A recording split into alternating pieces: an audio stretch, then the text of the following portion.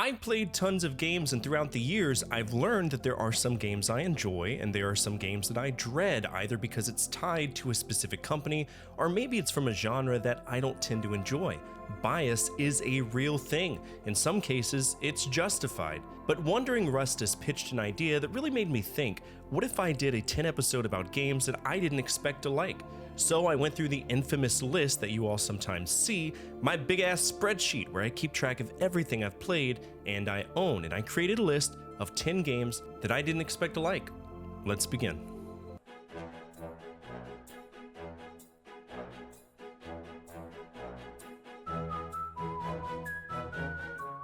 I come from an era where platforming collectathons were the norm, and the idea was so beaten down into the ground that I stopped playing platformers for a long time. It just didn't interest me in the slightest. At one point in time, I was doing a weird balancing act of Banjo-Kazooie, Super Mario 64, Donkey Kong 64, while playing Spyro at my grandmother's house and playing Crash Bandicoot at my cousin's house. It seemed like every direction I turned, I was collecting stupid shit.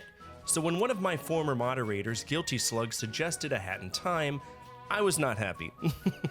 Because I knew it would be a collectathon, but I was so wrong. A Hat in Time is an experience. It's more than just run around and collect things. There's a lot going on here. And for what it is, it's really fun. We go to all of these different planets, each with their own theme and their own gimmick, usually using our hat, to find timepieces. I loved it.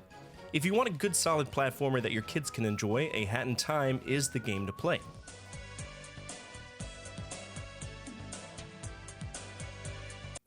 Fort? What the fuck is going on with you right now? Yeah, this game is awesome, but let's put a little disclaimer here. This is not the CDI version. This is a remaster that was kind of put together by a bunch of indie game devs that wanted to see exactly how this game would play out if it wasn't on one of the worst consoles ever created and it wasn't developed by a bunch of people who freebased concrete. Now, for anyone who has played Wand of Gamelon, you'll know it's straight butthole, like the inside of the butthole. It's the sphincter. It's horrible. Zelda moves slow. We have 0 iframes. The jump arches are impossible. The story is all over the place. It's just not fun. So if we were to take literally everything that was bullshit and make it not bullshit, we can see a shimmer of hope in what could have been, had Animation Magic knew what the fuck they were doing. Now, I'm not saying this is a captivating experience, it's not, but I will say it's significantly better than what it was before.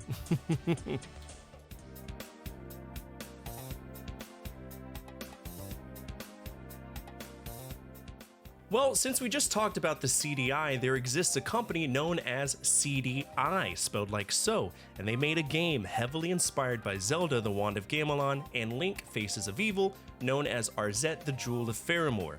Basically, we play as Princess Arzette, who is going around finding pieces of the Jewel of Faramore that was broken into 5 pieces by the followers of Daimur. And if you do take the time to play it, imagine the Zelda CDI games if they were badass. The voiceovers, the art direction, how we move, how we buy objects, our combat, the menus, literally everything is in that style, and I found it to be charming for what it was. The only thing I don't like about this game is that it was published by Limited Run Games, and I think they are a cancer.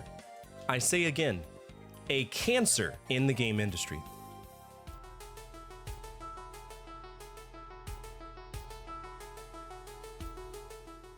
There are games out there that will make you rage. In terms of indie games, that's been a pretty popular game development philosophy. Make games that piss people off, like Only Up, Chained Together, Getting Over It, Super Meat Boy, Jump King, there's tons. And of course, Celeste. It's one of those games where you're gonna die, a lot, so many times. And for a long time, that's all I knew about it. But the one thing that people consistently said was that it was great, which in stark comparison to the games I just mentioned is something we don't hear often. I approached it with caution because I have as much patience as a lit 3-second fuse when games don't go in my favor, but there was something about Celeste that clicked with me. No matter how many times I died, I wanted to succeed.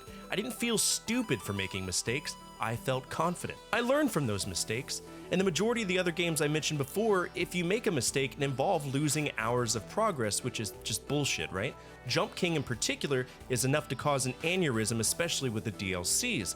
But Celeste is different, and I ended up enjoying it.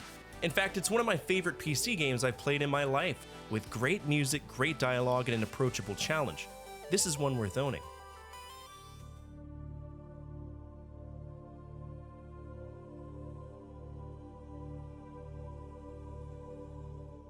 You know how I hate monotony in games? It's a big reason why I avoid playing so many popular games. I like variety, I like a change of pace or environment. I like mechanics that are different, and to me, survival games, at least most of the time, are the same exact thing. Manifest in some austere environment, get your initial tasks, get initial recipes, create things, learn things, create more things, and then create even more things to be able to create the things that came from us learning about the fucking things! We see it so often. So I avoided games like Raft, H1Z1, No Man's Sky, Planet-Based Nether, Project Zomboid, because they all played the exact same to me with minimal changes. Now if you're thalassophobic or afraid of the deep ocean, this game is probably going to mess with you, because the planet we are on is basically all water outside of a very few set of specific islands. So we need to gather resources from underwater, and the more impressive resources are deep, which means we have to update our submersibles, our equipment, and that's done by responding to signal beacons we see over the course of the game. I spent so much time playing this, and I love watching my friends play it. It's kind of therapeutic, and the music is solid too. Give it a chance. I did. Look at me now, Mom!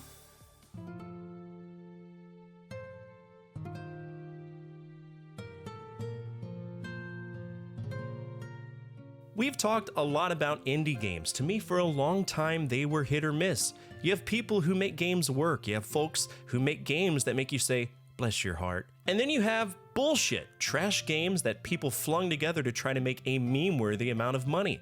But before Steam was inundated with Unity engine asset flips, there were folks building games with the RPG Maker toolkit, and that's what To the Moon is. Now I knew about this game because popular YouTubers at the time were doing long plays of it. Markiplier and PewDiePie were the two that I watched. Yeah, brain rot, I know.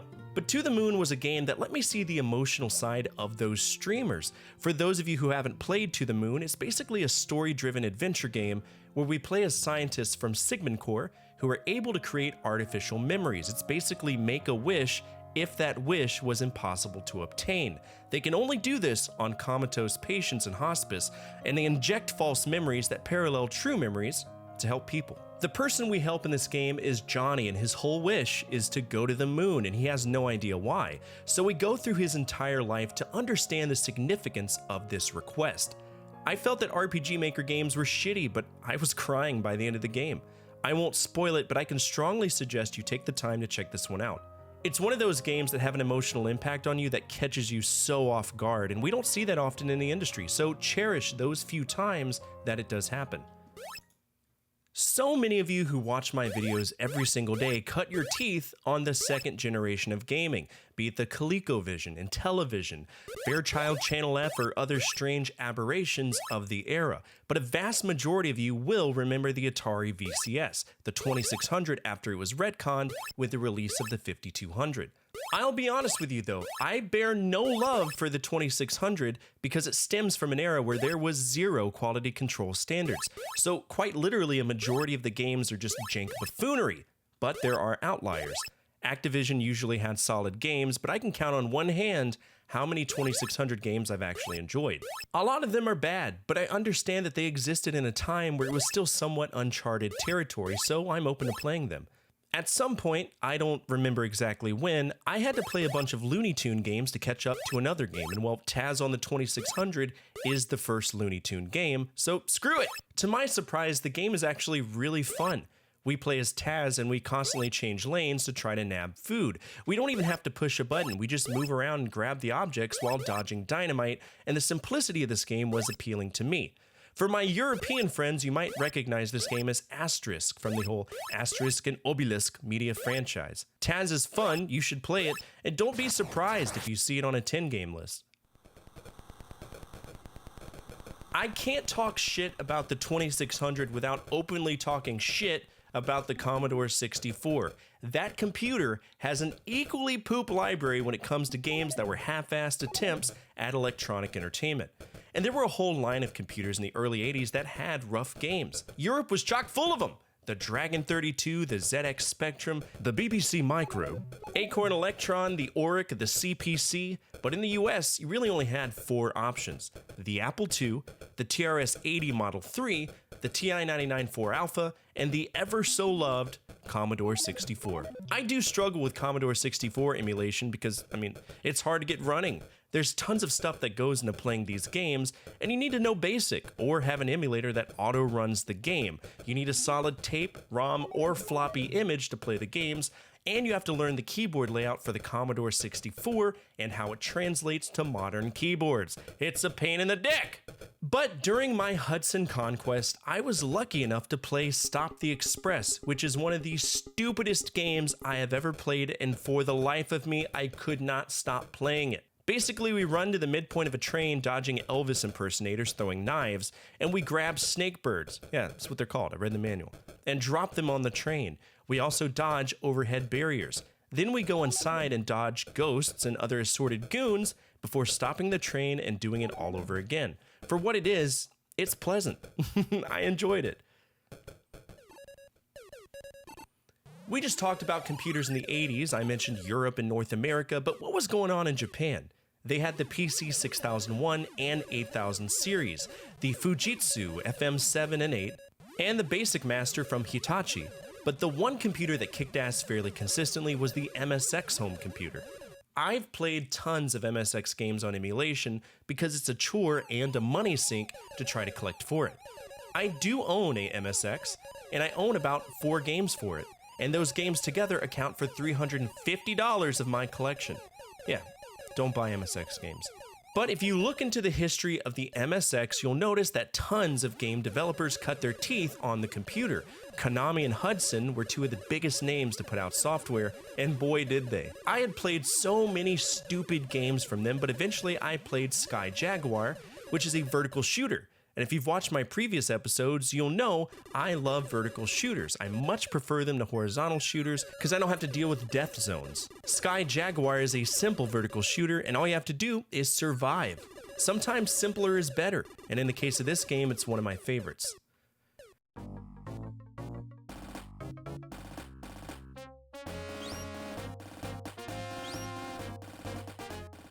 As someone who didn't really know if they were going to be comfortable playing RPGs, it was daunting to approach the idea of playing dungeon crawlers because they are very much the most primitive form of RPG that's out there.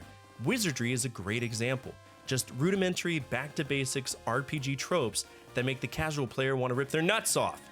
But there was one game that took all that worry and totally put it on the side, and it was the first game in the Shining series, Shining in the Darkness, for the Sega Genesis. The whole game starts as if it's a story being told to you, and you enter the world that the game takes place in. And we go into the labyrinth, and I knew that with no map, this wasn't going to be a good time. So I did what everyone else of the era and those who came before me did. I ran to the store, got some graph paper, and started mapping out the maze. It was actually kind of therapeutic to do so, to see how well designed these mazes were, to annotate where the mandatory encounters were going to show up, to mark extra dark areas where there are teleporters or holes in the ground. It was fun. I can't vouch for the future of the franchise, but I can comfortably say this is one of the best games on the Sega Genesis, and lo and behold, it was a fucking dungeon crawler. Damn. And that's it for today's episode. What did you think of this list? Are there any games that caught you off guard when you were a kid or even now as an adult? I'd love to hear down in the comments below. Who knows, maybe you'll give someone else the opportunity to share in that happiness. Speaking of our community, if you made it to the end of this episode, you're already home in our community. We're a gathering of video game enthusiasts that love remembering a time when life was just a little bit easier to live, and if you align with that, you'll fit right in. So feel free to subscribe. Finally, the single most important thing you can do for me is to hit that thumbs up button, as it directly impacts the visibility of the videos and the projects that I work on every single day. As always, from my family to your family, good energy, good vibes. Fortefyre out.